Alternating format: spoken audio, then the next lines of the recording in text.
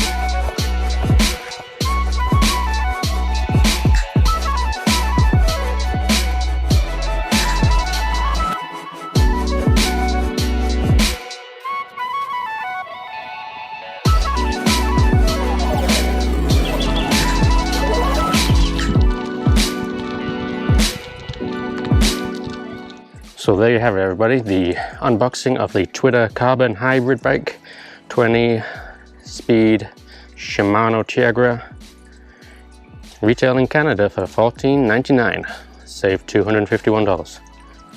Thanks for watching.